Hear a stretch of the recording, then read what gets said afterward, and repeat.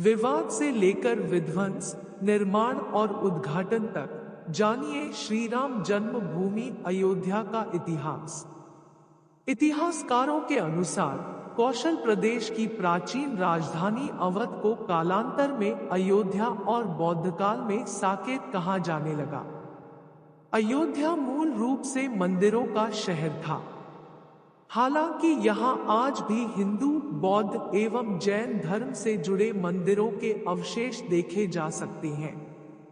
जैन मत के अनुसार यहाँ आदिनाथ सहित 5 तीर्थंकरों का जन्म हुआ था।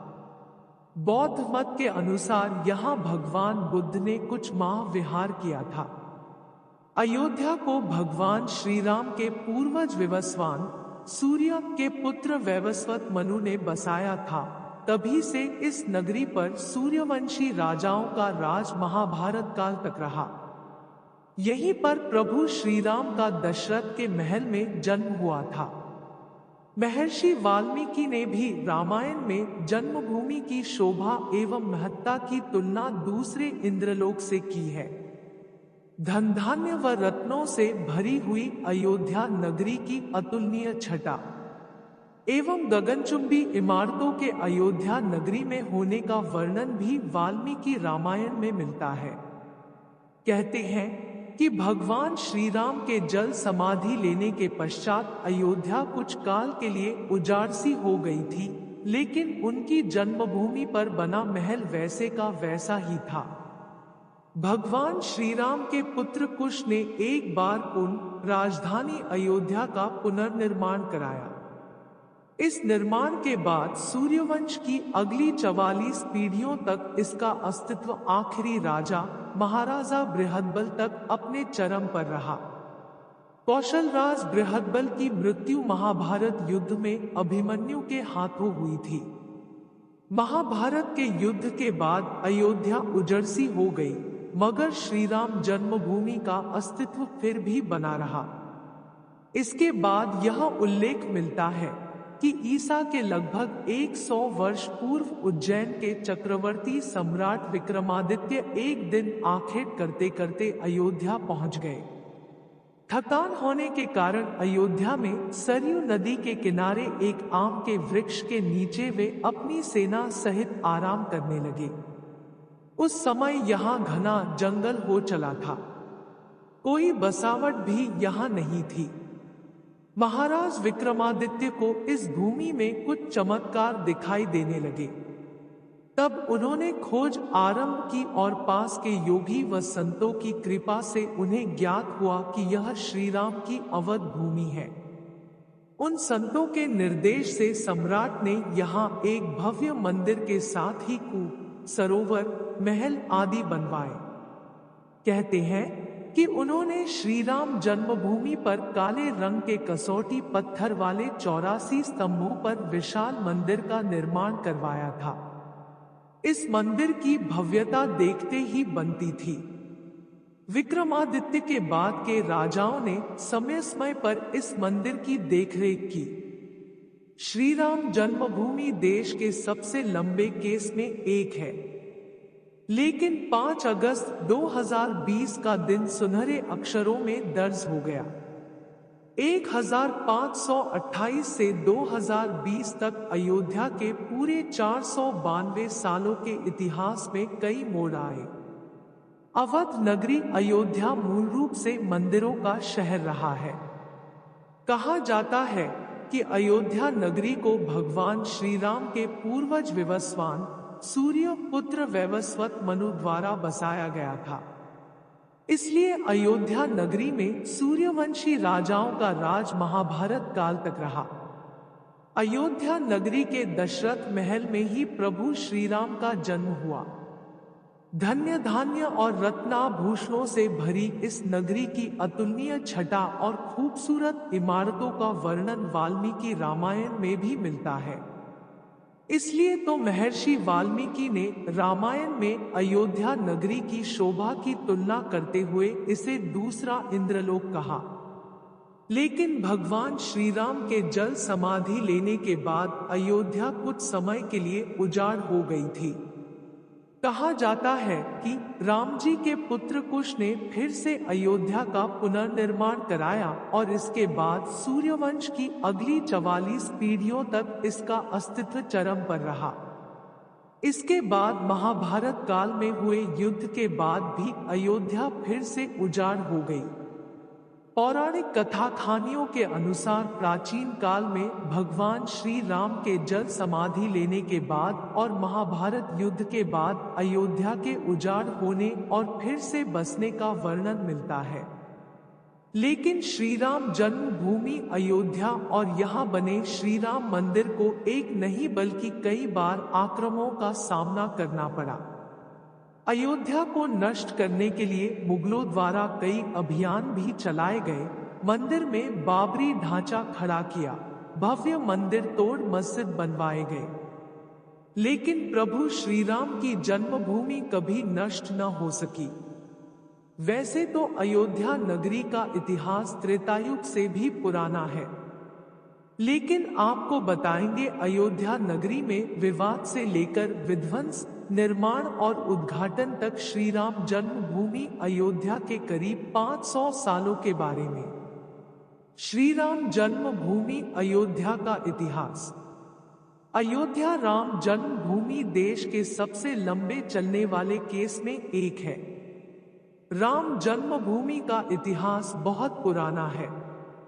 1528 से लेकर 2023 तक श्री राम जन्मभूमि के पूरे 495 वर्षों के इतिहास में कई मोड़ आए। इसमें 9 नवंबर 2019 का दिन बेहद खास रहा, जब 5 जजों की संवैधानिक बेंच ने ऐतिहासिक फैसला सुनाया। 1528 मुगल बादशाह बाबर के सिपहसालार मीर बाकी ने विवादित जगह पर मस्जिद का निर्माण कराया।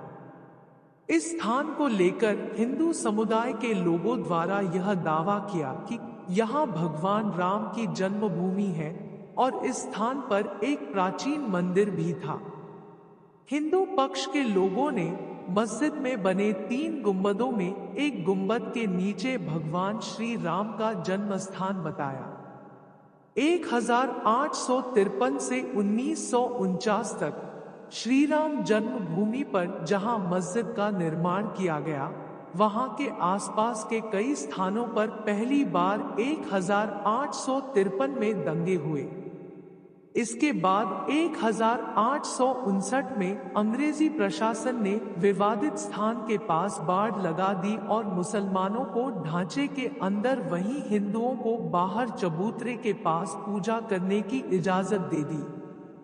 1949 अयोध्या श्री राम जन्मभूमि का असली विवाद 23 सितंबर 1949 को तब हुआ जब मस्जिद में भगवान राम की मूर्तियां मिली। इसे लेकर हिंदू समुदाय के लोग कहने लगे कि यहाँ साक्षात भगवान राम प्रकट हुए हैं। वहीं मुस्लिम समुदाय के लोगों ने आरोप लगाया कि किसी ने चुपके से यहाँ मूर्तियां रखी।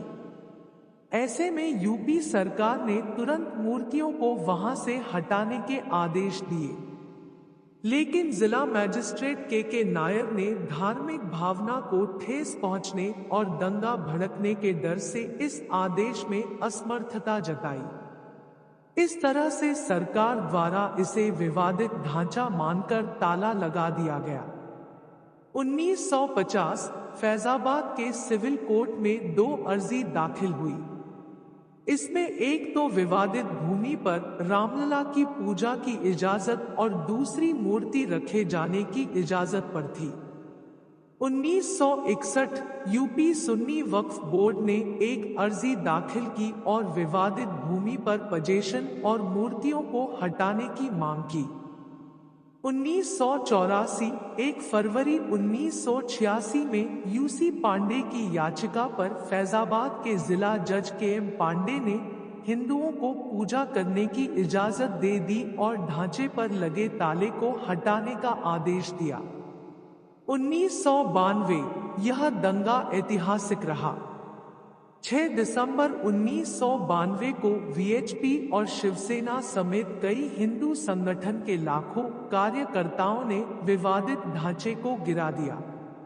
इससे देश भर में सांप्रदायिक दंगे हुए और हजारों की तादाद में लोग मारे गए। 2002 गोधरा ट्रेन जो कि हिंदू कार्यकर्ताओं को लेकर जा रही थी, उसमें आग लगा दी गई और करीब 58 लोग मारे गए।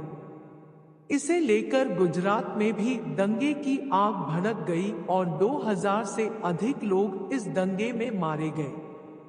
2010 इलाहाबाद हाईकोर्ट ने फैसले पर विवादित भूमि को सुन्नी वक्फ बोर्ड, रामलला विराजमान और निर्मोही अखाड़ा के बीच 3 बराबर हिस्सों में बांटने का आदेश दिया। 2011 अयोध्या विवाद पर इलाहाबाद हाई कोर्ट के फैसले पर सुप्रीम कोर्ट ने रोक लगा दी। 2017 सुप्रीम कोर्ट ने आउट ऑफ कोर्ट सेटलमेंट का आह्वान किया और भाजपा के कई नेताओं पर आपराधिक साजिश आरोप बहाल किए गए।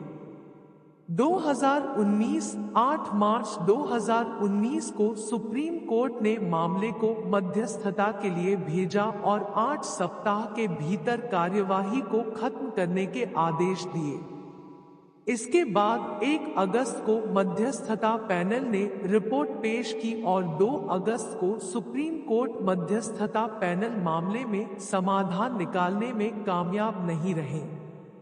इस बीच सुप्रीम कोर्ट में अयोध्या मामले को लेकर प्रतिदिन सुनवाई होने लगी और 16 अगस्त 2019 को सुनवाई पूरी होने के बाद फैसला सुरक्षित रखा गया। 2019 9 नवंबर सुप्रीम कोर्ट के 5 जजों की बेंच ने श्रीराम जन्मभूमि के पक्ष में फैसला सुनाया। वहीं 2.77 एकड़ विवादित भूमि हिंदू पक्ष को मिली और मस्जिद के लिए अलग से 5 एकड़ जमीन मुस्लिम पक्ष को मुहैया कराने का आदेश दिया गया। 2020 25 मार्च 2020 को पूरे 28 साल बाद रामलला टेंट से निकलकर फाइबर मंदिर में शिफ्ट हुए और इसके बाद 5 अगस्त को भूमि पूजन किया गया। 2023 अब एक बार फिर से श्री राम की जन्मभूमि अयोध्या में रामलला का भव्य मंदिर बनकर तैयार हो चुका है। 22 जनवरी 2024 को रामलला के भव्य मंदिर का अभिषेक होगा। इस तरह से सालों साल चले इस विवाद का अंत होगा और रामलला की पूजा आराधना की जाएगी। 22 जनवरी 2024 को भव्य राम मंदिर का अभिषेक। करीब 500 साल के लंबे इंतजार और कड़ी लड़ाई के बाद आखिरकार 22 जनवरी 2024 को श्री राम जन्मभूमि अयोध्या में भव्य राम मंदिर का अभिषेक समारोह आयोजित किया जाएगा। यह सनातन प्रेमियों के लिए भक्ति, खुशी और उत्साह का पल होगा। यह अवसर एक त्योहार के समान होगा। 22 जनवरी को राम मंदिर के अभिषेक व प्राण प्रतिष्ठा के बाद 24 जनवरी 2024 को प्रधानमंत्री नरेंद्र मोदी द्वारा मंदिर का उद्घाटन किया जाएगा। फिर सभी भक्तगण मंदिर में रामलला के दर्शन कर पाएंगे। जय श्री राम। अगर वीडियो पसंद आई तो हमारे चैनल को सब्सक्राइब करें। धन्यवाद।